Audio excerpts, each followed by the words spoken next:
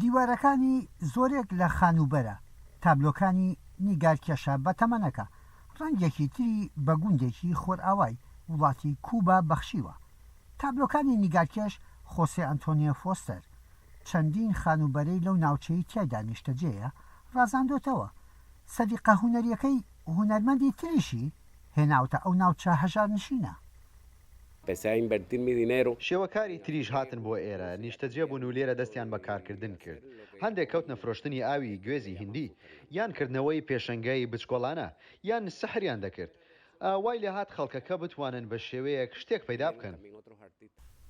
شوێنە گشتیەکان ئاڵای کوبا شوێنی باخچە و کردنی گوندێک بە ناوچەیەکی گەشتیاری، وەک دەڵێن تابلۆی نیگارکێشە 74 ساڵانەکە دەست و پەنجەی فڵچەکەی بە بڕست بووە. دەتوانیت هونەر بهێنیتە ناوناخی کۆمەڵگاوە، هونەرێکی جیهانی بە دەرلەوەی کە دیواری ماڵەکەشت داگیر بکات.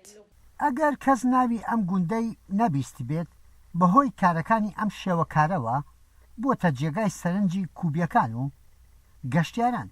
لای سەیرە ساڵی 2017 بەجارێک 500 گەشتیار ڕوودەکەنە ماڵەکەی. گوندی جایمانیتاس لەکوێیە؟ کێ دەزانێ؟ خۆشحاڵم کە ئەو ناویناوە فۆستەرلاندیە. خەڵکی دەڵێن شوێنێکی جوانە، تەلەرسازی جوان و کللتوری هەمە چەشنە. هەست بە خۆشی دەکەیت کە لێرە دەژیت. هونەرەکەی خەڵکی ناوچەکەی کۆ کردووەتەوە، دەخوازێ کۆمەڵگاکەش پێکەوە بن.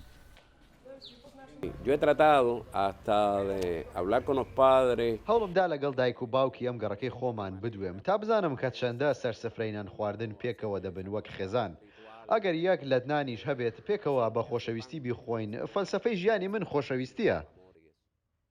هەزار خانوبەرە لە گوندی جایمانیتاس تابلۆکان ڕەنگی پێبەخشیون. ماڵەکەی خۆشی خۆسێ بووەتە شوێنێک بۆ سەردانیکردنی گەشتیاران. یەحیا بەرزنجی، دەنگی ئەمریکا.